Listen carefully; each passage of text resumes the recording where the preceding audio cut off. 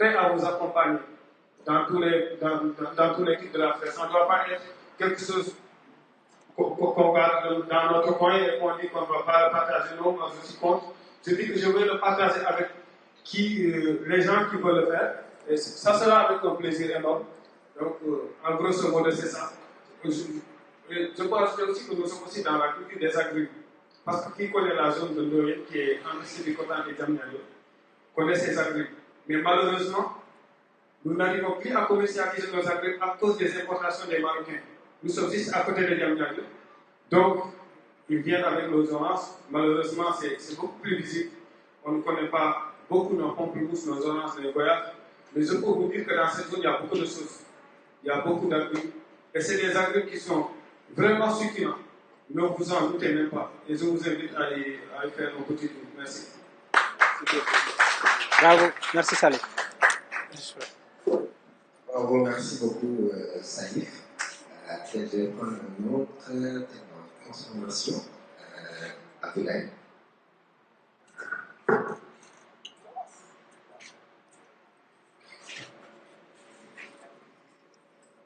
Bonsoir tout le monde, vous allez bien?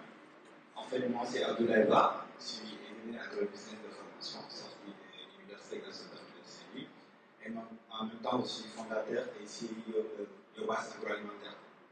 Yobas Agroalimentaire, c'est une entreprise basée à Thiès, qui est une entreprise agricole de formation et de conseil. Nous sommes dans la production de jus de fruits locaux naturels et la distribution de tout produit agricole et transformé partout ici au Sénégal et dans la sous-région. Si vous partez à Thiès, dans les stations Total, vous allez trouver des huiles de base agroalimentaire. Ça s'appelle de base suisse. Mais je ne suis pas trop timide. C'est le grand Abdourahmane qui m'a récité des réseaux sur Twitter pour avoir plus de visibilité. Mais j'ai une page Facebook. Nous avons aussi un site web qui s'appelle www.biobasagroalimentaire.com. Si vous entrez dans ce site, vous allez trouver tout ce qu'on fait. En même temps de ça, nous faisons tout ce qui est stratégie de développement d'entreprises agricoles, puisque c'est notre domaine de compétence. Après avoir eu une licence en technologie agroalimentaire à l'Université de Gaston-Berger, nous avons fait un master en tout ce qui est gestion d'entreprises agricoles. Le week-end par semaine, on organise des séminaires de formation dans tout ce qui est transformation agroalimentaire, en même temps de gestion d'entreprises agricoles. Il y a certains qui ont participé à ces séminaires de formation, à savoir M. Ismaël Touré. M. Aboubakar lui-même voulait participer, mais il était en voyage. Bon, en bref, c'est ça qu'on fait. Nous sommes dans la production, la distribution aussi. Parce que pourquoi la distribution? Parce que nous savons que dans nos zones, les producteurs ont des difficultés pour écouler leurs produits. Donc nous, on se fixe comme 2 millions et qu'il a qu'un 1,5 million, ça peut être problématique pour lui. Donc il faut avoir quand même les reins solides, c'est pas évident. Et après, il faut une bonne régularité de livraison. Il faut vraiment être en interaction avec nous. C'est-à-dire que dès qu'il y a un souci, s'il y a un problème de qualité, un problème de livraison, un problème de quantité, nous informer. Mais globalement, les produits qui sont fabriqués au Sénégal, qui sortent des champs, qui sont produits, sont de bonne qualité. Chez nous, tous les poulets sont locaux et 100% de la viande est locale.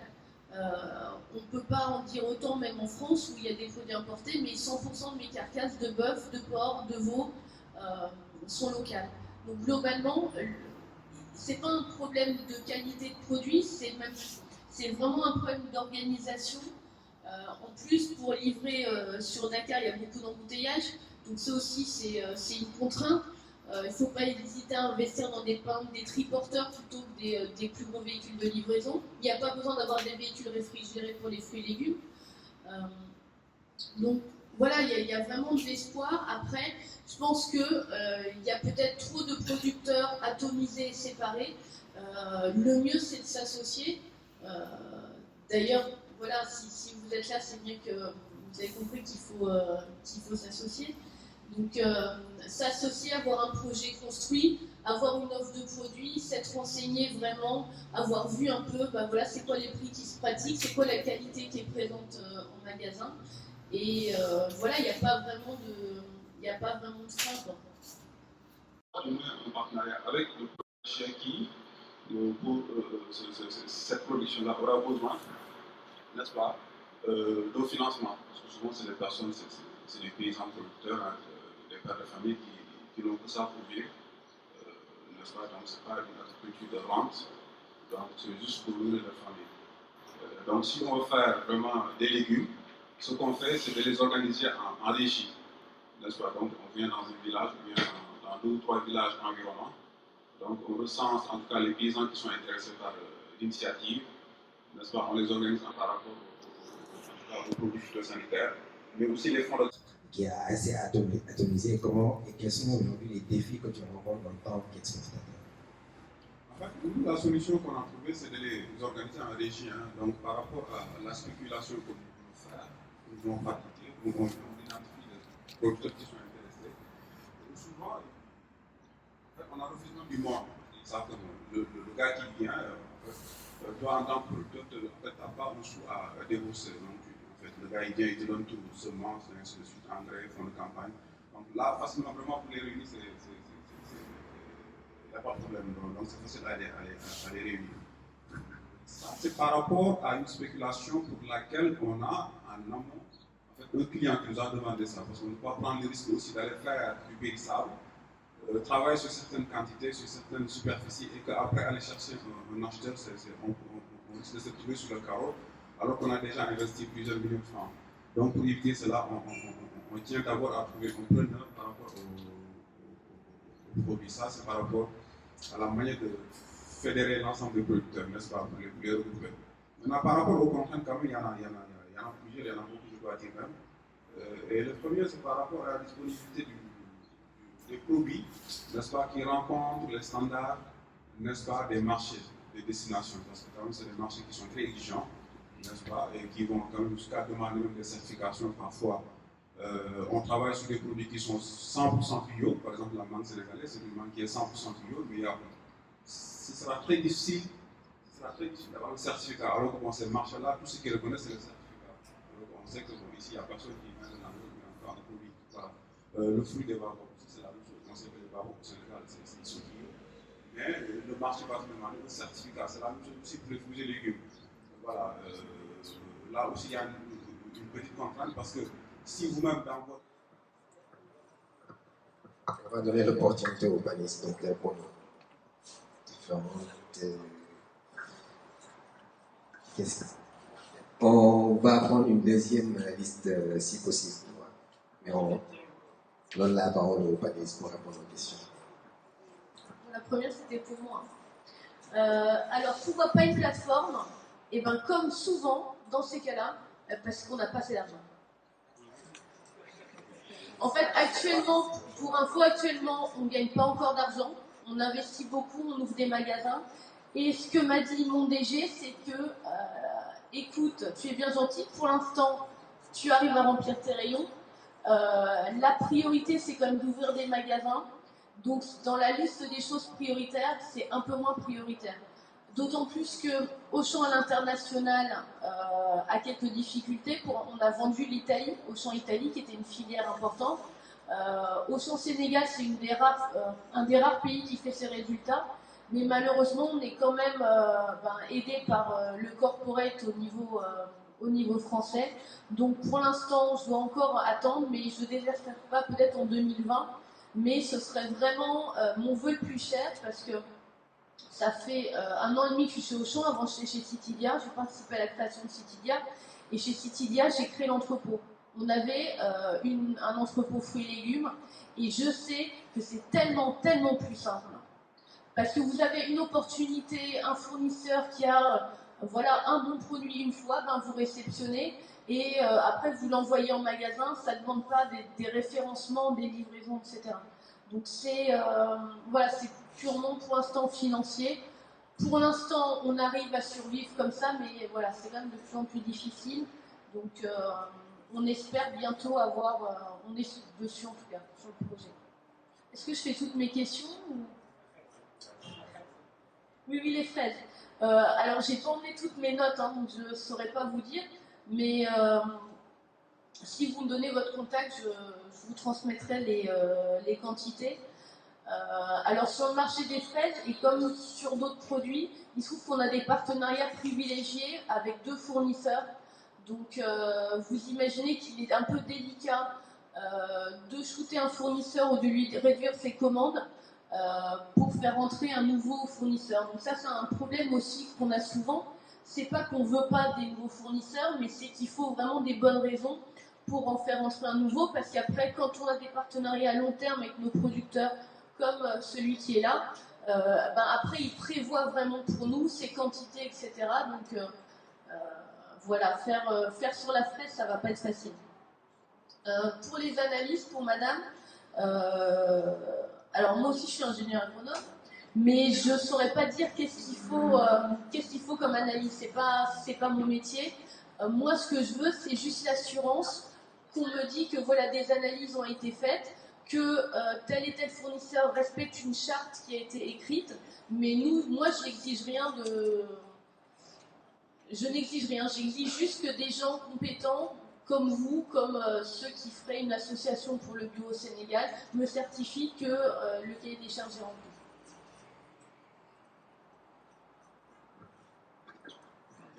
Merci. Je pense qu'il y a, heureusement pour vous, moi j'en ai 2. Donc il y a d'abord le premier de monsieur qui posait la question à savoir si nous-mêmes nous faisons de la production, est-ce que ce n'est pas inéquitable vis-à-vis des producteurs, des paysans producteurs. En fait, je vais vous rassurer tout de suite. La production que moi je fais à titre personnel, ce n'est pas la société qui le fait, donc c'est moi-même qui le fais à titre personnel. Ce ne sont pas des produits d'exportation.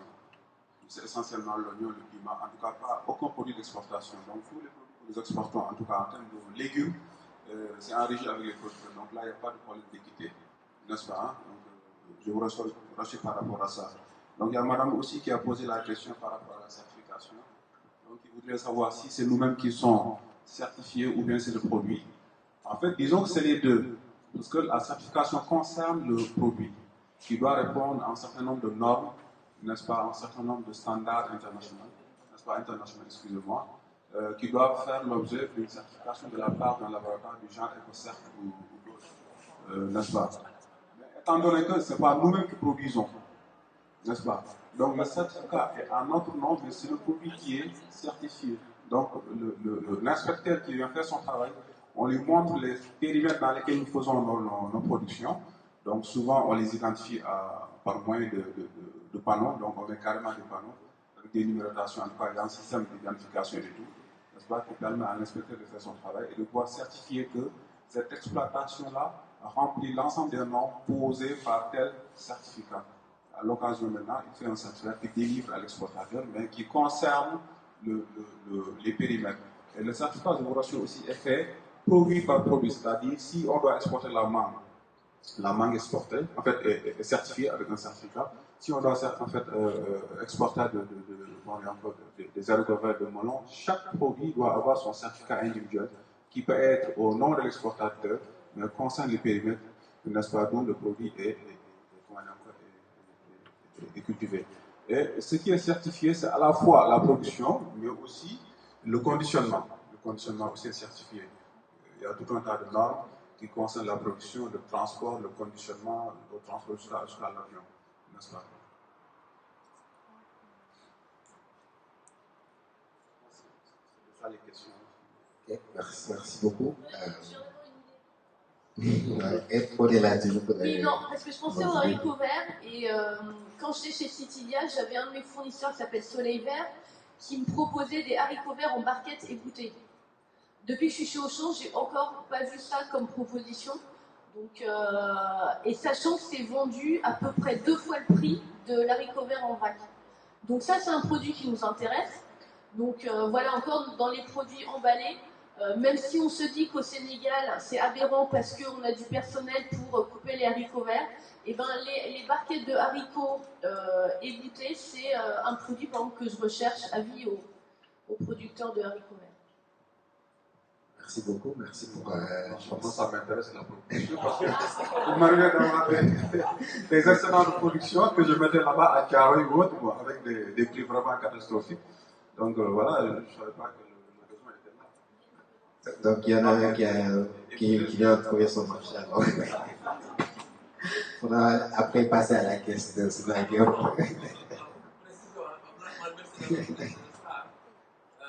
L'intermédiation à un point.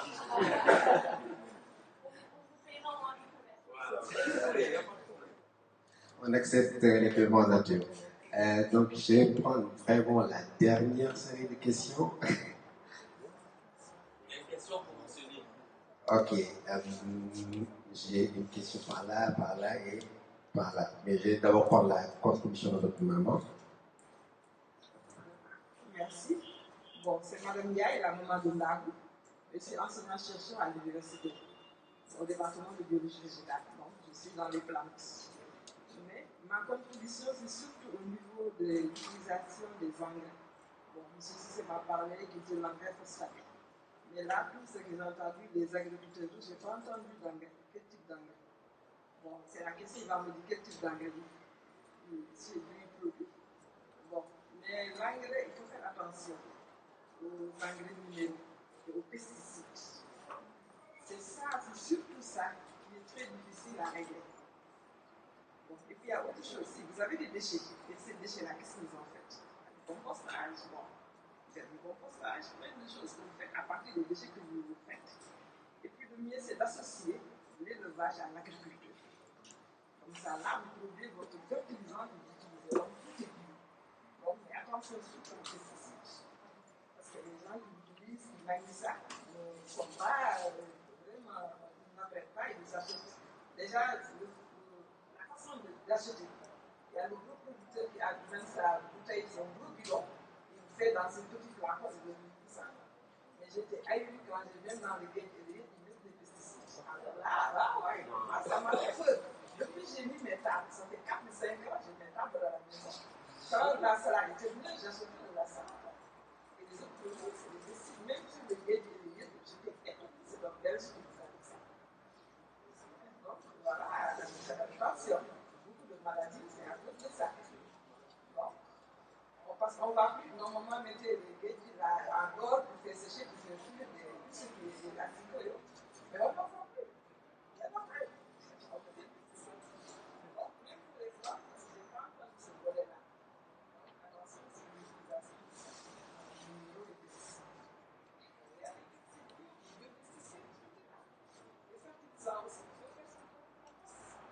C'est la mécanisation seulement en groupe. Il faut associer les deux.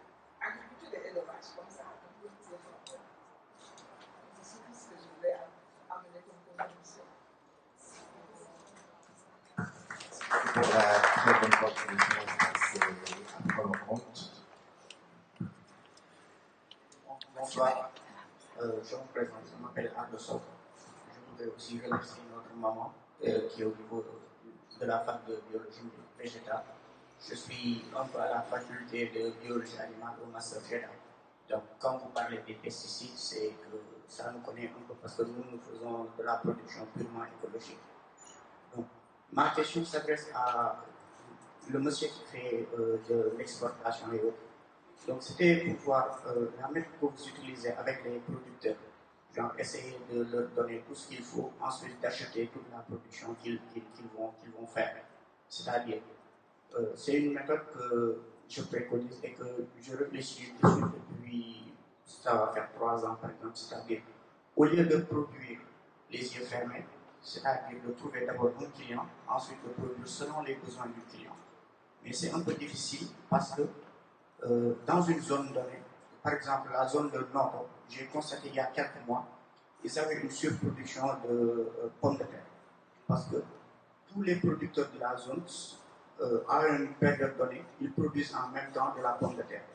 Maintenant, pour éviter cela, est-ce que vous ne devriez pas essayer de fédérer les producteurs d'une même zone et de leur faire des cultures en fait différentes à une période? C'est-à-dire, une partie des producteurs faire des cultures de contre-saison et une autre partie fait la culture de pleine saison. Ensuite, vous achetez les deux productions de sorte qu'il n'y aura pas de surproduction ou bien il n'y aura pas de surplus sur le marché et des producteurs ne seront pas lésés par les restes qu'ils vont perdre par le pourrissement.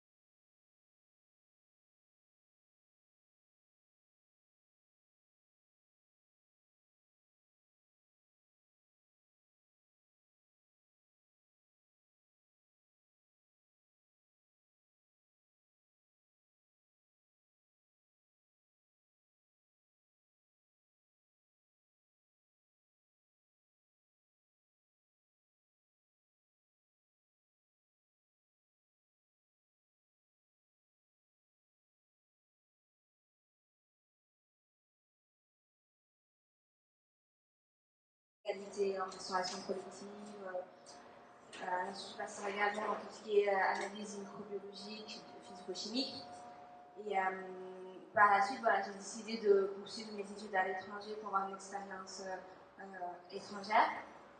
Et de là, j'ai eu l'opportunité de travailler chez le leader en France de tout ce qui est aliments pour bébés. Et quand je travaillais là-bas, en fait, je suis devenue passionnée par le secteur des bébés, le fait de pouvoir accompagner les parents sur l'importance d'une bonne diversification alimentaire les 1000 premiers jours de l'enfant. Et je me suis rendu compte, je commençais à m'intéresser au Sénégal, donc je suis sénégalaise.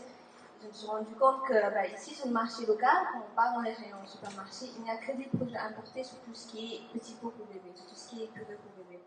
Alors qu'on a des ressources locales qui sont très riches nutritionnellement, comme mes collègues.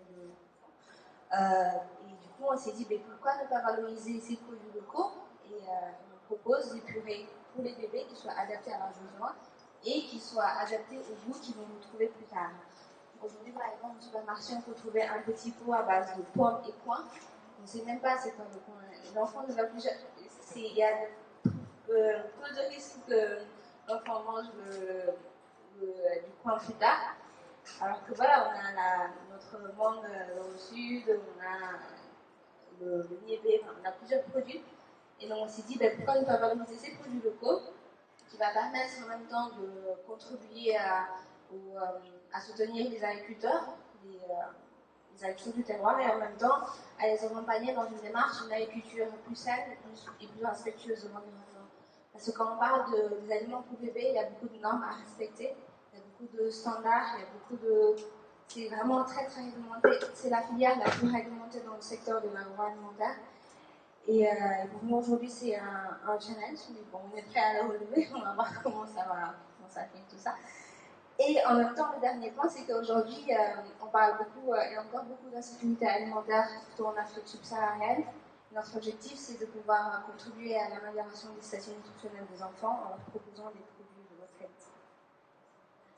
Merci beaucoup pour la réponse très complète. Peut-être je vais enchaîner avec une autre question, parce que vous avez tout à l'heure parlé que c'était, parce qu'on sait que c'est pour les bébés, donc ce qui signifie que ce sont des produits assez sensibles. Et justement, comment aujourd'hui faites-vous avec l'approvisionnement en matières premières issues de la production locale? Alors, c'était très très compliqué. Parce que déjà, pour nous adultes, il faut qu'on arrête de manger des produits pour de pesticides. Mais bon, après ça c'est moi. Mais imaginez ce que ça peut faire chez les enfants, chez les tout petits qui sont très vulnérables et très fragiles.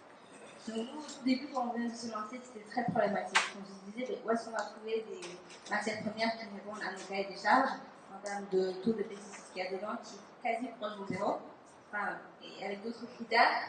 Et on a rencontré une ONG qui s'appelle Endapronet, qui accompagne les producteurs et les fédères dans une démarche en agriculture saine et durable, et qui nous a mis en relation avec ces producteurs qui sont regroupés en différentes fédérations dans le Sénégal.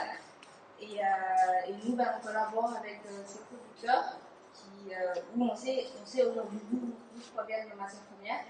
Notre objectif, c'est que voilà, si, en fonction de comment avance l'entreprise, comment l'entreprise se développe, notre objectif, c'est de pouvoir certifier les agriculteurs avec qui nous travaillons.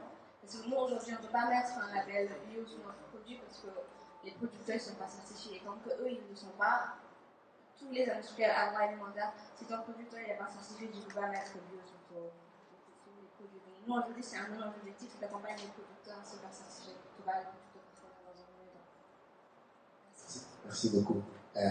Ça me donne l'occasion de permettre à Kakrano également de s'introduire, de se présenter ce que Kakrano fait. Bonsoir tout le monde, j'espère que vous allez bien. Moi c'est Adia Boudikanté, je suis étudiante en environnement et développement durable à l'Université de Dakar. Je suis aussi community manager et je suis entrepreneur depuis peu de temps. Mon entreprise s'appelle Sterra House, mais c'est Sterra qui est plus connu parce que c'est un de nos produits phares. C'est des granolas qu'on fait à base d'avoine, de fruits secs et d'oléagineux. Il faut dire que nous, le problème qu'on a, c'est de disposer des produits localement. La plupart des produits qu'on utilise pour nos céréales, c'est importé. Seulement une petite quantité vient du Sénégal. Donc peut-être qu'on pourra trouver des solutions à nos problématiques à travers ce plan. Merci. Merci beaucoup. Donc ça me permet d'enchaîner un peu avec Ndagou. Donc déjà, qu'est-ce qui t'a inspiré justement à te lancer dans la valorisation des produits locaux et par rapport aux produits locaux également, est-ce que tu rencontres les mêmes défis que Simi, comme Simi vient de le mentionner? Alors moi, au départ, déjà, j'adore tout ce qui est pâtisserie. J'ai commencé à en faire depuis toute petite avec mes parents. C'est avec eux que j'ai commencé à faire de la pâtisserie, avec ma maman, avec mon papa. On faisait souvent à la maison. Et ensuite, j'ai fait une formation en industrie chimique et agroalimentaire à l'ESP. Et là, quand on fait une formation en agroalimentaire, là, on te parle tout le temps de produits locaux, de comment utiliser ces produits locaux-là, la transformation de ces produits locaux. Et au fur et à mesure, là, je me suis dit, mais pourquoi je ne vais pas essayer de mettre ces produits-là dans les pâtisseries que je fais? Et c'est là que j'ai commencé avec le maïs, avec le mil, le sorgho, le poulet, le bissap. Là, j'ai commencé à expérimenter, à les mettre dans mes cupcakes. Et c'était très bon. Je suis contre toute attente parce que les cupcakes, déjà, c'est un produit américain qu'on n'a pas l'habitude de voir ici. Et rajouter ces produits locaux-là dans ces cupcakes, au début, c'était assez bizarre. Il y en a qui m'ont gêné. Et qui soit à la fois riche sur le plan nutritionnel, sanitaire et toute autre qualité. Donc par la suite de ma formation, j'ai fait un stage et un travail chez Danone dans la partie plutôt infantile, donc sur les céréales infantiles enrichies. Et le plus, c'était que j'étais dans le département Afrique, donc j'étais plus confrontée aux réalités africaines, tout en étant en France. Donc ça m'a encore plus boosté par la suite de ça, de rentrer et de pouvoir continuer cette lancée de valorisation du local, beaucoup plus poussée avec moins de contraintes sur comment les multinationales dans les autres pays, et de pouvoir à la fois, on va dire, s'amuser à tester de nouvelles recettes avec des produits qu'on a déjà, que ce soit la mangue, la sapoti et d'autres variétés. Donc en gros, c'est ça qui m'a inspirée et qui m'inspire toujours. Et sinon, en termes de problématiques ou de contraintes, je citerai la logistique qu'on a abordée tout à l'heure. Aussi la certification, je pense que ça reste à peu près les mêmes problématiques que rencontrent les industriels. Donc trouver un moyen d'accompagner les producteurs sur l'importance de la certification pour que nous, après, on puisse prendre la relève et que la distribution soit facilitée. Donc je pense que c'est en gros ce que je pouvais dire sur ça. Merci beaucoup. Moi, je vais directement avec Mani. Je n'ai pas une formation comme elle, je ne suis même pas du domaine, mais comme je suis une grande gourmande, j'ai toujours aimé faire à manger, j'ai toujours adoré. Et d'habitude, quand on va à Casino, on voit les granolas, c'est un peu trop sucré par rapport à moi ce que je voulais faire. Donc, j'ai cherché les recettes sur Internet, j'ai commencé à faire des petites recettes que je mangeais moi-même et que j'en donnais des fois aux gens. Ils me disent, où est-ce que tu prends ça? Parce que c'est différent de ce qu'on trouve sur le marché généralement. Et je dis, c'est moi qui l'ai fait. Après, petit à petit, je donnais à ma mère parce qu'elle est diabétique. Je lui faisais des recettes spéciales diabétiques. C'est venu comme ça. Je me suis dit, je vais me lancer parce que c'est une passion que j'ai toujours voulu faire. Je me suis dit, je vais me lancer même si ce n'est pas mon domaine d'activité. Donc, je m'entoure des gens comme Ndagou parce que j'ai pour tout ce qui est qualité, j'ai des étudiants de l'ESP qui m'aident. C'est eux qui font mes analyses et tout. Moi, je fais personnellement la production, je fais aussi la commercialisation. Les problèmes que je pourrais soulever, c'est par rapport à la disponibilité des produits. Parce que là, à part le sucre, le miel et certains amandes que je trouve au Sénégal, le plus gros, comme l'avoine, je ne le trouve pas au Sénégal. Peut-être je pourrais un jour transformer les produits locaux en flocons, que je pourrais faire des granolas 100% sénégalais. Mais là, c'est juste la partie transformation que je fais. Et là, on a 4 recettes. On a commencé en avril. On a 4 recettes. Et le dernier, j'ai utilisé des amandes de pommier du Cayor. s'appelle Melt en Wolof. J'ai utilisé ça pour une recette spéciale diabétique et les gens aiment bien et commencent à découvrir le produit. Ça mérite des applaudissements. Merci beaucoup et tout. Donc, pour des contraintes de temps, je pense que je vais faire une dernière série de questions pour revenir justement sur les défis, parce qu'on a parlé beaucoup des défis qu'on rencontre des agriculteurs dans la distribution. Aujourd'hui, est-ce qu'également dans la transformation, on va rencontrer des défis par rapport à la distribution de vos produits transformés et également, en fait, si aujourd'hui vous étiez devant des producteurs, quel serait peut-être votre message aux producteurs?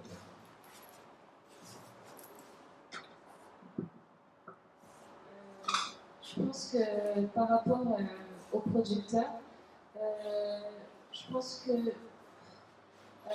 ce sera plutôt sur le respect des bonnes pratiques, en fait. Qu'on soit un peu sur la même longueur d'onde et qu'on soit par exemple en phase sur les attentes du transformateur derrière.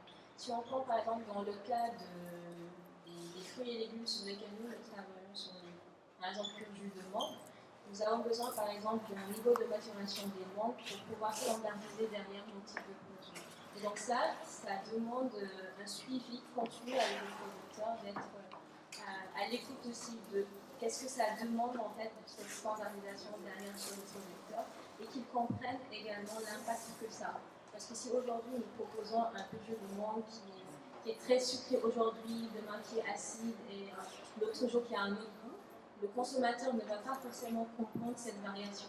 Donc nous, on doit tout le temps proposer cette standardisation, sachant que ça reste des matières vivantes. Donc le 100%, on ne pourra pas y avoir, mais il faut tendre vers ça. Et donc peut-être c'est cette communication, mieux collaborer avec eux. Parce que je pense que avec les années qui ont passé, de plus en plus, ils sont beaucoup plus sensibilisés sur tout ce qui est qualité et tout ça. Donc je ne crains pas trop sur ce côté-là. Ce sera plus sur d'autres paramètres plutôt sensoriels qui vont permettre de mieux garantir la qualité finale.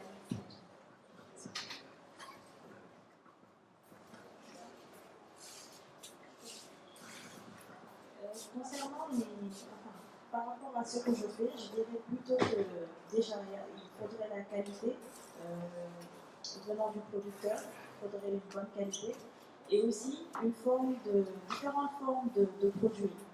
Parce que, un exemple, je fais des cupcakes à l'ananas par exemple. On ne peut pas trouver une purée d'ananas ici à Dakar. On ne peut pas trouver une purée de poire. Il n'y en a pas ici qui en fabriquent industriellement. Donc c'est un peu compliqué de les ajouter dans le produit. De ce côté-là, ou sinon, il s'agit aussi de parfois sur la poudre de riz ou la poudre de bissap. Parfois, on peut retrouver du sable. Et c'est pas très évident, en fait, d'utiliser ce genre de produits. Merci. Alors, moi, aujourd'hui, sur les problématiques que j'ai en Inde, une des problématiques, c'est la question de l'emballage. La plupart des personnes dans le secteur agroalimentaire, ça pose souvent problème. Nous, aujourd'hui, on utilise que du verre, des questions écologiques pour avoir un impact positif sur l'environnement. Et dans la sous-région, c'est très compliqué d'avoir du verre. J'ai entendu récemment qu'il y a une usine au Nigeria. Mais sinon, il faut le trouver à l'étranger, en Chine, en Turquie, en Europe. Et là, on parle, c'est pas des milliers de pots dont on parle, on va parler par palette. Et aujourd'hui, voilà, c'est un besoin qu'on nous voit, qu'il faut prévoir. Et je pense que peut-être nous, transformateurs, il faudrait qu'on essaie de se développer pour voir nos besoins en termes d'emballage, pouvoir faire des achats groupés, par exemple. Comme ça permet de réduire un peu les coûts, de faire de petites économies d'échelle, donc c'est pas des grands, mais c'est déjà un pas. Et par rapport aux producteurs, un des messages, moi ce serait surtout sur la partie bio. Moi je pense que ça c'est l'avenir. Et si les producteurs ils respectent un cahier de charge bio, qui après ils puissent avoir les moyens pour se faire certifier. Il y a vraiment de grandes opportunités qui vont s'ouvrir à eux, notamment l'export et même pour nous consommateurs. Il faut qu'on pense au futur, il faut qu'on pense aux enfants qui sont le futur. Et si là on cultive, on met beaucoup de pesticides, des engrais chimiques, beaucoup de nitrates, quelles conséquences ça aura sur nos enfants plus tard ou bien nos petits-enfants? Ça va être beaucoup de maladies cardiovasculaires, l'hypertension, tout vient de l'alimentation. Pour moi, nous sommes ce que nous mangeons. Et je pense que ça vient de la fourche, c'est-à-dire du coup chez le producteur, ça passe par le transformateur et après le consommateur. Pour moi, ça c'est l'avenir. En tout cas, c'est le message que j'aimerais faire passer. Parce que si on regarde même peut-être nos arrière-grands-parents, on ne parlait même pas de bio ou pas bio, ils cultivaient naturellement bio. C'est ça qui était naturel. Mais après, voilà, avec tout ce qui s'est passé à l'industrie, la mondialisation, tout ça, on est arrivé à mettre les engrais, tout ça pour booster la production, mais je pense qu'on peut faire du bio et avoir des quantités raisonnables. Moi, c'est ça le message que je Pour le plaidoyer, on va finir le background. Je vais par rapport aux questions de l'emballage. C'est très difficile d'avoir des emballages de qualité aussi. Au début, j'ai fait face à ce problème. J'ai dû importer de Chine et on aimerait bien avoir ces produits au Sénégal, c'est moins cher pour nous déjà et ça aiderait aussi d'autres entrepreneurs à développer leur entreprise. Maintenant, par rapport aux producteurs, si vous pouvez varier les cultures, peut-être que ce n'est pas impossible de faire de l'avoine sénégalais. Peut-être. Et ça, peut-être c'est possible de le faire. Pourquoi pas? En tout cas, si quelqu'un en fait, moi je suis preneuse. C'est déjà ça. Et aussi, voilà. C'est ce que j'avais à dire. Merci de les applaudir, vraiment. On va prendre 2-3 questions pour nos panélistes, s'il y a des questions.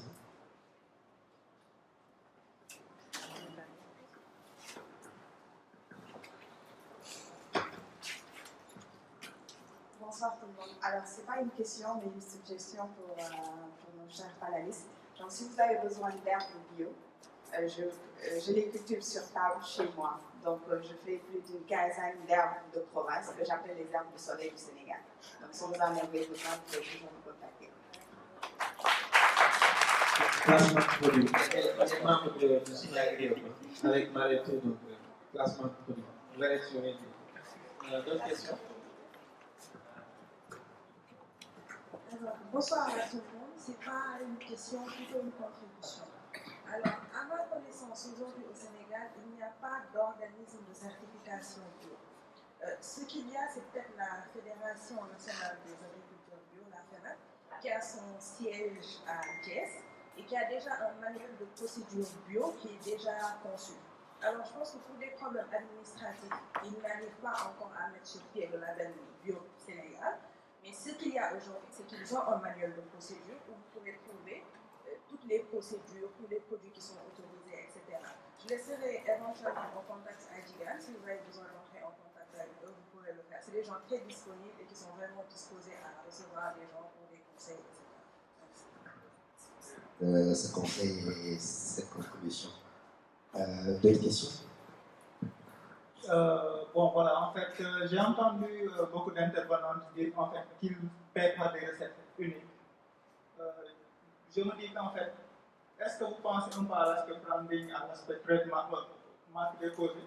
C'est-à-dire, vous faites des choses, vous innovez, mais est-ce qu'il n'est pas aussi nécessaire à un certain moment de penser à protéger vos productions?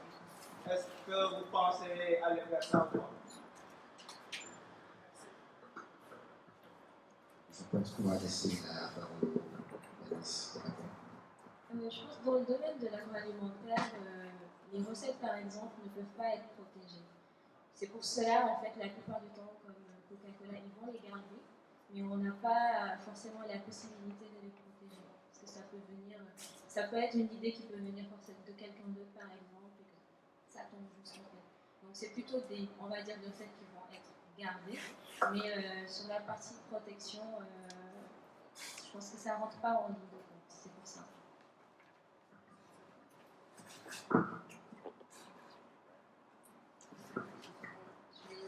compléter. Je rejoins Aram, ce que Aram vient de dire. Et en fait, il y a le fait de pouvoir déposer une marque à l'OAPI pour pouvoir se protéger. Et c'est sûr qu'on peut breveter une recette, mais c'est assez fou, il faut justifier tout ça. Et si aujourd'hui Aram fait du jus avec 90% de mangue, je dis n'importe quoi. Hein. Moi, qui nous correspondent également.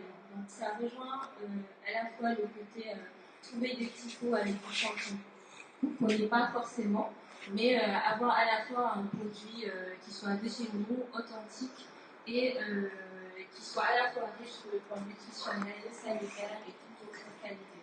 Donc par la suite de ma formation, j'ai fait un stage et un travail chez Danone dans la partie plutôt infantile, donc sur des céréales infantiles enrichies. Et le plus c'était que j'étais dans le département Afrique, donc j'étais plus confrontée aux réalités africaines, tout en étant en France.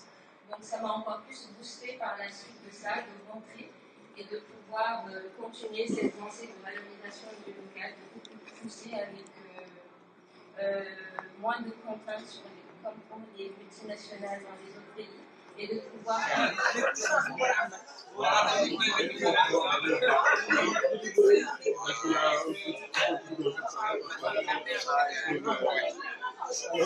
Ok.